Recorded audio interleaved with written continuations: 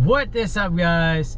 Today we are going to talk about this 2009 Jeep Wrangler Sahara.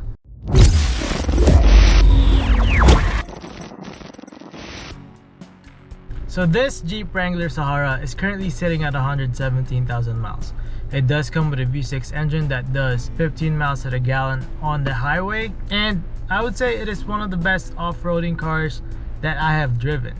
So starting on the outside, it actually looks just like any other Jeep Wrangler out there, and the reason being is their design is very much liked and popular that there's really not a lot of point in making very big changes into their design.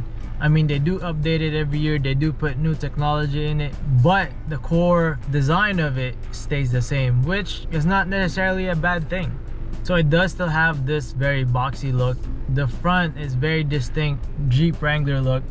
There's not really a lot of aftermarket parts that's put into this one, but as you can see, this one is a Sahara, but it has these polymer fenders or panels, and these actually came off of a Rubicon. Stock, this has metal panels, so actually once they're bent or they're dented, that's it. The ones that are on here is actually very much more durable. And the headlights and the fog lights are LEDs, and they have been replaced as well. These are not stock, and they actually make this Jeep look a lot better, and it does update the look of it. It looks even newer. Wranglers do look like other Wranglers anyways, whether it's newer or older. It also helps in keeping their value because there's not really that big of a preference for newer ones.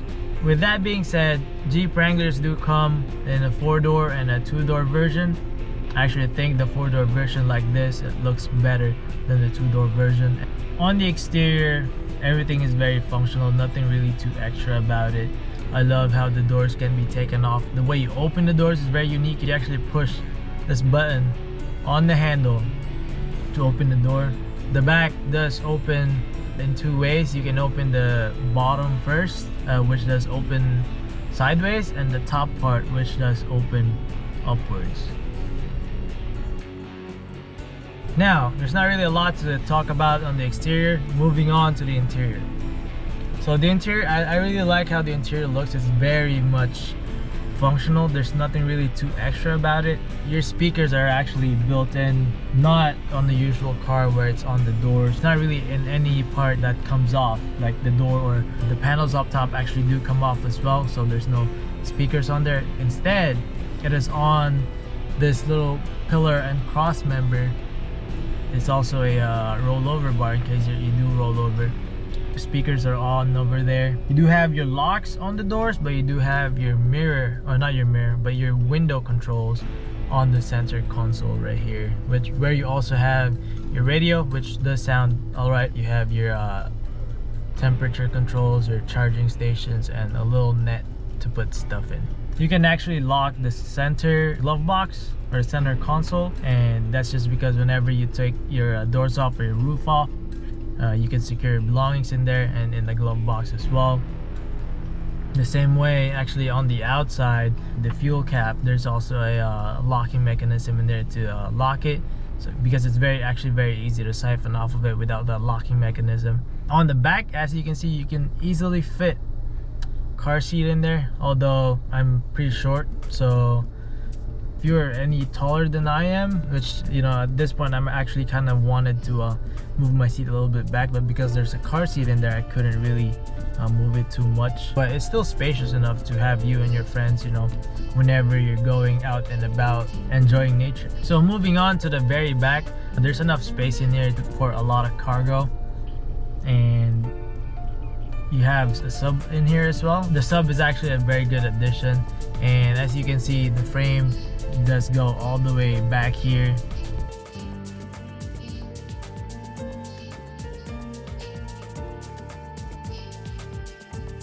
Alright, so now let's take it out on the road and see how it drives. I just put the car on 4-wheel drive, and that is due to, you know, having a lot of snow and ice. It does help to be on 4-wheel drive. What I've noticed is that it actually does, whenever you're turning very tightly, it does have a very severe, actually, 4-wheel drive skip. And not that it's a bad thing, it's normal, but I have had cars the size of this with four-wheel drive, not all-wheel drive, that doesn't skip as much. So I'm not sure what that is about, if it's a wheelbase type of thing. But aside from that, everything's normal.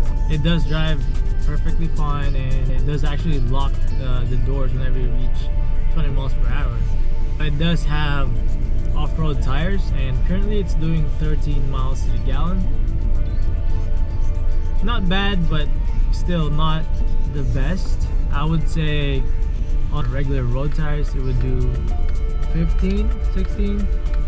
So driving it doesn't really feel as heavy or as big as the Hummer H2, even though it does still feel a little bit heavier than most of the cars that I have driven. It's really not that bad. It's actually very nice to drive this vehicle, and it's very enjoyable, especially having that capability to go four-wheel drive and to go off-roading. It's a very good off-road city goer. It's a very good all-around vehicle. It's having a lot of space on the back as well, so you can haul your stuff. So what I have noticed actually on this is it is very slow. I wasn't expecting it to be fast anyways, but I wasn't really expecting it to be this slow either.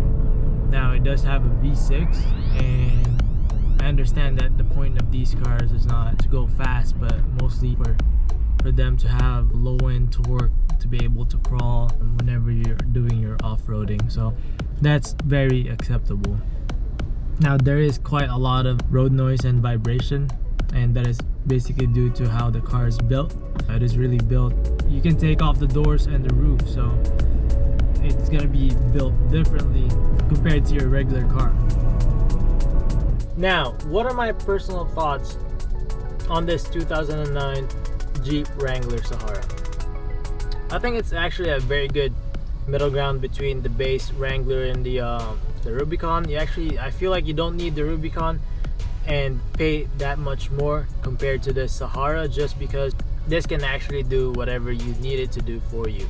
It is a very good all-around SUV. It has 5 seats where you can bring your friends and family, enough space for a car seat, and it will just go anywhere. You can use it all year round, whether it be road, snow, dirt, mud. You can do anything. If you can get it for 130, 120,000 miles for around 14, 15 grand, that is actually a very good deal, because it will maintain its value anyways. I've seen older Jeeps that go for good money even though they've been older, just because these cars are actually very desirable. So with that being said, I know I haven't posted in a while, and I apologize if my review is a little bit wonky, but please do like and subscribe. Comment down below if you agree or disagree with everything that I've said, or if you have any comments. I do appreciate it. With that being said, thank you again, and see you on the next one.